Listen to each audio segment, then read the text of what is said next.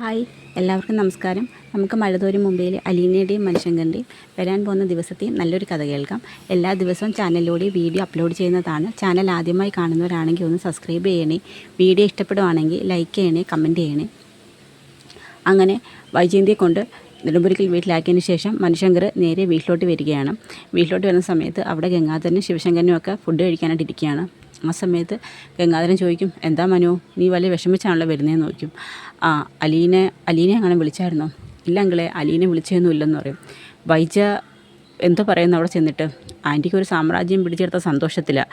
അവിടെ അലീന പോകുന്നതിന് മുമ്പ് അലീനയ്ക്ക് ബാലേന്ദ്രൻ അങ്കിൾ സ്വർണവും വസ്ത്രങ്ങളൊക്കെ മേടിച്ച് കൊടുത്തു. ലാപ്ടോപ്പിൽ നിന്ന് അതിൻ്റെ കണക്കെല്ലാം എടുത്തതിന് ശേഷം ബാലേന്ദ്രൻ അങ്കിൾ വരുമ്പോൾ അതൊക്കെ ചോദിക്കാനായിട്ട് നിൽക്കുമെന്ന് പറയും. അപ്പോൾ അവൾ പിന്നെയും പ്രശ്നങ്ങൾ ഉണ്ടാക്കാൻ തന്നെയാണ് അവളെ തീരുമാനം എന്ന് പറയും. അതിന് തന്നെ അങ്കിളെ തീരുമാനിച്ചിരിക്കുന്നത്. അല്ലെങ്കിൽ പിന്നെയും ഓരോ പ്രശ്നങ്ങൾ ഉണ്ടാക്കുമോ? അങ്കിള് വല്ലാത്തൊരു മാനസികാവസ്ഥയല്ല അവിടെ നിന്ന് തിരിച്ചു വരുന്നത്. ബാലേന്ദ്രൻ നിന്നെ വിളിച്ചിരുന്നു? ഞാൻ വിളിച്ചിരുന്നു അങ്കിളിനെ. അങ്കിള് ഇന്ന് അങ്ങോട്ട് വരാൻ പറ്റാത്തതുകൊണ്ട് തന്നെ ഇന്ന് പുനലൂർ എവിടെയെങ്കിലും ഒരു റൂം എടുത്ത് താമസിച്ചതിന് ശേഷം പിറ്റേ ദിവസം അങ്ങോട്ട് വരത്തോളം എന്ന് പറഞ്ഞു. ആ ഒരു മാനസികാവസ്ഥയിൽ നിന്ന് വീട്ടിലോട്ട് വരുമ്പം ആൻറ്റി പിന്നെയും അലീനെ കുറ്റപ്പെടുത്തി ഓരോ സംസാരിക്കാൻ തുടങ്ങി. പിന്നെയും വലിയ വഴക്കാവത്തേ ഉള്ളെന്ന് പറയും. എത്ര കാര്യം പറഞ്ഞു കൊടുത്താലും അവൾക്കൊന്നും മനസ്സിലാവത്തില്ലല്ലോ. ഇവൾ പിന്നെയും ഓരോ പ്രശ്നങ്ങൾ ഉണ്ടാക്കാൻ നിൽക്കുമല്ലോ എന്നൊക്കെ മനുവിനോട് ഗംഗാധരൻ പറയുന്നുണ്ട്. ആ സമയത്ത് പറയും, നീ വിഷമിക്കാതെ, എന്തായാലും അവൾ നിന്നെ വിളിക്കുമ്പോൾ നീ അവളോട് സംസാരിക്കാൻ പറയും. അവളെ എങ്ങോട്ടാണ് പോയെന്നെങ്ങാനും അറിയത്തില്ല, വിശദമായിട്ടൊന്നും അങ്കിൾ പറഞ്ഞിട്ടില്ല. കുളത്തുപുഴയ്ക്കാണ് പോയെന്ന് മാത്രമേ അവൾക്കും അറിയത്തുള്ളൂ എന്ന് പറയും.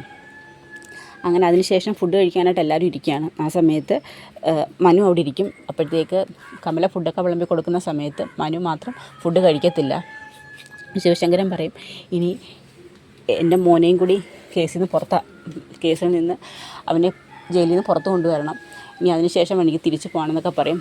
ആ സമയത്ത് മനു കഴിക്കാതിരിക്കുമ്പം കമല ചോദിക്കും, എന്താ നിൻ്റെ ആരെങ്കിലും മരിച്ചു പോയോ, നീ ആഹാരം കഴിക്കാതിരിക്കാൻ എന്ന് പറയുമ്പോഴത്തേക്ക് പറയും, എന്തിനാ കമല ആഹാരം കഴിക്കാതിരിക്കുമ്പോൾ നീ ഇങ്ങനെയൊക്കെ പറയുമെന്ന് ചോദിക്കും. പിന്നെ അല്ലാതെ ഇവൻ ആഹാരത്തിന് മുമ്പ് ഇരുന്ന് ഇങ്ങനെ കരയേണ്ട കാര്യം എന്തോ ഉള്ളെന്ന് ചോദിക്കും.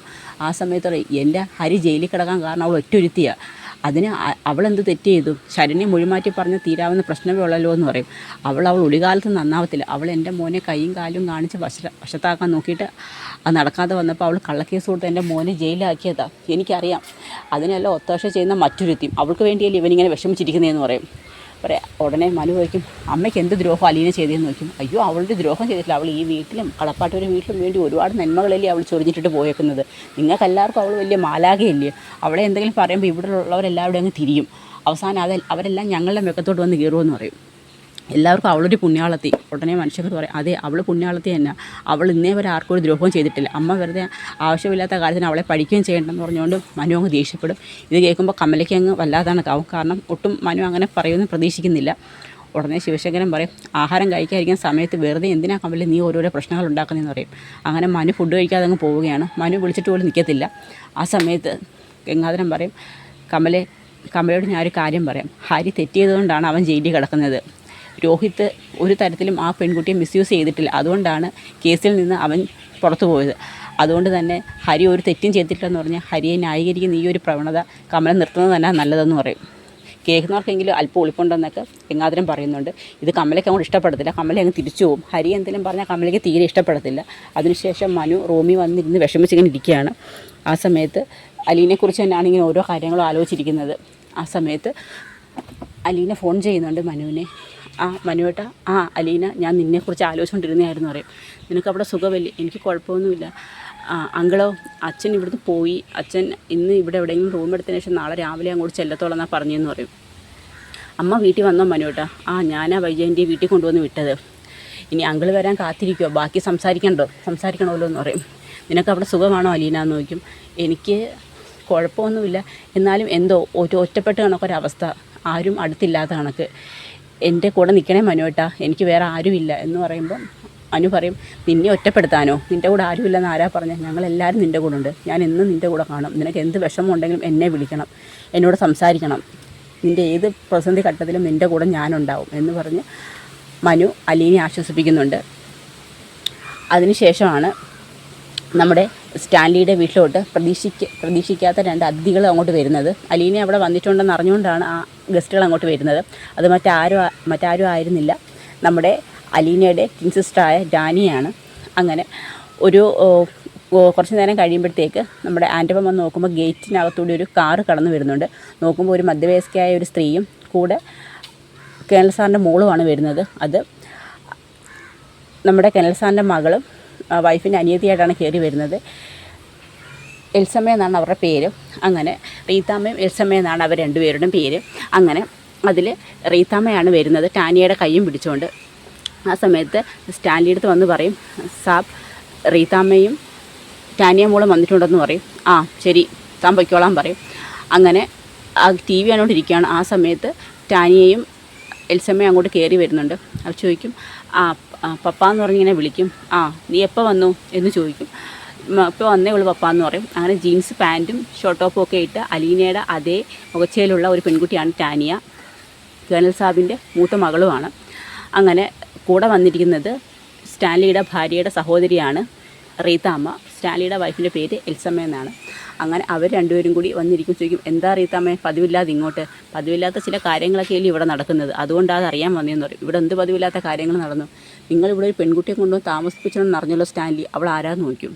അതറിയാനാണോ നിങ്ങൾ ഇത്ര കഷ്ടപ്പെട്ട് ഇപ്പോൾ ഇങ്ങോട്ട് വന്നതെന്ന് ചോദിക്കും.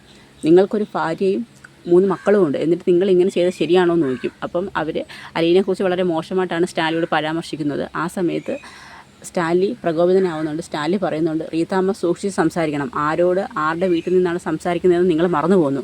ഇത് റിട്ടയേർഡ് കേണൽ സ്റ്റാൻലി ജോസഫിൻ്റെ എസ്റ്റേറ്റ് ബംഗ്ലാവാണ്. ഇവിടെ വന്ന് നിന്ന് നിങ്ങൾക്ക് വായി തോന്നുന്ന വർത്തമാനമൊന്നും പറയാൻ ശ്രമിക്കരുതെന്ന് പറയും. ഇവിടെ താമസിപ്പിച്ചിരിക്കുന്നത് എൻ്റെ മകളാണെന്ന് പറയും. ഞങ്ങളുടെ അറിവ് പ്രകാരം എൻ്റെ സഹോദരിയെ നിങ്ങൾ വിവാഹം കഴിച്ചു, അതിൽ നിങ്ങൾക്ക് 3 മക്കളുമുണ്ട്. പെണ്ണിന് പെണ്ണും ആണിന് ആണുമുണ്ട്. പിന്നെ നിങ്ങൾക്ക് ഏത് മകളാണ്, ഏത് ബന്ധത്തിലുള്ള മകളാണെന്ന് പറയും.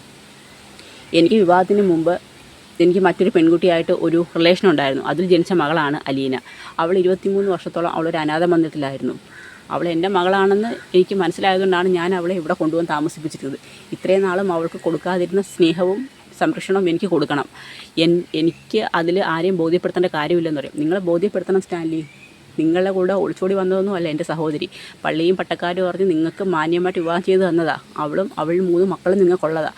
അപ്പോൾ ഞങ്ങൾ ആരും അറിയാതെ നിങ്ങൾക്കൊരു ഭാര്യയും അതിനകത്തൊരു മകളും ഉണ്ടെന്ന് പറഞ്ഞാൽ ഞങ്ങളത് അംഗീകരിക്കുമെന്ന് കരുതണോ എന്നൊക്കെ ചോദിക്കും. നിങ്ങൾ അംഗീകരിച്ചാലും ഇല്ലെങ്കിലും എനിക്കൊരു മകളുണ്ടെന്നുള്ളത് സത്യമാണ്. എനിക്കതിനെ ആരെയും ബോധ്യപ്പെടുത്തേണ്ട കാര്യമില്ലെന്ന് പറയും. എന്നെ പറയും, കേട്ടില്ലേ മോളെ നിൻ്റെ പപ്പ പറയുന്നതെന്ന് ചോദിക്കും. ആ സമയത്ത് പറയും, എനിക്ക് നിങ്ങളോട് കൂടുതലൊന്നും സംസാരിക്കാനില്ല, ഇവിടെ നിന്ന് ഇറങ്ങി പോകാൻ പറയും. അങ്ങനെ അവരെ സ്റ്റാൻലി അവിടെ നിന്ന് ഇറക്കി വിടുകയാണ്. ആ സമയത്ത് ടാനിയ പറയും, പപ്പയെ ചെയ്യുന്നത് ശരിയാണെന്ന് തോന്നുന്നുണ്ടോ? എൻ്റെ മുഖത്ത് നോക്കി ഒപ്പത്തിനൊപ്പം സംസാരിക്കാൻ നീ വളർന്നോ? പുറത്തു പോകാൻ പറയും. അങ്ങനെ ടാനിയയും റൂമിൽ നിന്ന് ഇറക്കി വിടുകയാണ്. ആ സമയത്ത് ആൻ്റപ്പനൊക്കെ ചോദിക്കും, ആൻ്റപ്പ എന്ന് വിളിക്കും. അപ്പോൾ ആൻ്റപ്പൻ അങ്ങോട്ട് ചേരുന്നുണ്ട്. ആരാ ആൻ്റപ്പ? അയാൾ ഇവിടെ കൊണ്ടുവന്ന് കുടിയിരുത്തിയിരിക്കുന്ന അയാളുടെ പുതിയ ഭാര്യ എന്നൊക്കെ ചോദിക്കും. അയ്യോ റീത്താമ്മ, അത് കേണൽ സാബിൻ്റെ മകളാണെന്ന് പറയും. അലീനയോ എന്ന് പറയും. എനിക്ക് അവളെ ഒന്ന് കാണണം, എവിടെ അവളുടെ റൂമെന്ന് ചോദിക്കും. അവിടെ പറയും അത് റൂം കാണിച്ചു കൊടുക്കും. അങ്ങനെ റീത്താമ്മയും ഡാനിയയും കൂടി ചെന്നിട്ട് അവിടെ അലീനയുടെ റൂമിലോട്ട് വരികയാണ്. ആ സമയത്ത് അലീന ഫ്രഷായിട്ട് പുറത്തോട്ടിറങ്ങി വരികയാണ്. ആ സമയത്ത് ഡോറി വന്നിങ്ങനെ നോക്ക് ചെയ്യുന്ന സമയത്ത് അലീന വന്ന് ഡോറ് തുറക്കുന്നുണ്ട്. ആ സമയത്ത് അലീന അതിശയിച്ച് പോകുന്നുണ്ട്. അലീനയുടെ അതേ മിനിച്ചറുള്ള ഒരു പെൺകുട്ടി ജീൻസും ടോപ്പും ഒക്കെ ധരിച്ചിരിക്കുന്നു. ഒരു പ്രായം ചെന്ന ഒരു സ്ത്രീയും കൂടെ ഉണ്ട്. ആ ചോദിക്കും, നിൻ്റെ പേരെന്താ? അലീന. നീ എന്നാ വന്നേന്ന് ചോദിക്കും. അങ്ങനെ 2 ദിവസമായി വന്നിട്ടെന്ന് പറയും. നീ സ്റ്റാൻലിയുടെ മകളാണോ എന്ന് ചോദിക്കും. അതെ, എൻ്റെ പപ്പയാണെന്ന് പറയും. അപ്പോഴത്തേക്ക് ഡാനിയയും അലീനയും ഇങ്ങനെ സൂക്ഷിച്ച് നോക്കുന്നുണ്ട്. അലീനയ്ക്ക് ഒരു അതിശയമാണ് അതേ മുഖച്ചയിലുള്ള മറ്റൊരു ടിൻ സിസ്റ്ററെ കണ്ടതുകൊണ്ട് തന്നെ. അപ്പോഴേക്കും ഇത്രയും നാളും ഇല്ലാതിരുന്ന ഒരു അച്ഛൻ മകൾ ബന്ധം പറഞ്ഞ് നീ വന്നതാണ്. സ്റ്റാൻലിയുടെ കോടിക്കണക്കിന് രൂപയുടെ സ്വത്ത് കൈക്കലാക്കാനല്ലയോടി നീ ഇപ്പോൾ വന്നേന്നൊക്കെ പറഞ്ഞ് അലീനയോട് മോശമായിട്ടൊക്കെ അവർ സംസാരിക്കുന്നുണ്ട്. നീ അധികം നാൾ ഇവിടെ താമസിക്കാമെന്ന് കരുതണ്ട എന്ന് പറഞ്ഞുകൊണ്ട് അവരങ്ങ് തിരിച്ചു പോവുകയാണ്. അപ്പോൾ അലീനയ്ക്ക് മനസ്സിലാവുന്നുണ്ട് വന്നത് അത്ര ചില്ലറക്കാരൊന്നുമല്ല, ഇനി ഇവിടെയും പല പ്രശ്നങ്ങളും ഉണ്ടാവാൻ സാധ്യതയുണ്ടെന്ന് അലീനയ്ക്ക് മനസ്സിലാവുന്നുണ്ട്. അങ്ങനെ അലീന അവർ പോകുന്നത് നോക്കി ഇങ്ങനെ നിൽക്കുകയാണ്. അതൊക്കെയാണ് നമ്മൾ വരാൻ പോകുന്ന ദിവസത്തിൽ വഴുതന മുമ്പിൽ കാണാൻ പോകുന്നത്. അപ്പോൾ അതിനെ നമുക്ക് കാത്തിരിക്കാം. എല്ലാവർക്കും വീഡിയോ ഇഷ്ടമായി ഒന്ന് സപ്പോർട്ട് ചെയ്യണേ. എല്ലാവർക്കും ഒരു നല്ല ദിവസം നേരുന്നു. നന്ദി.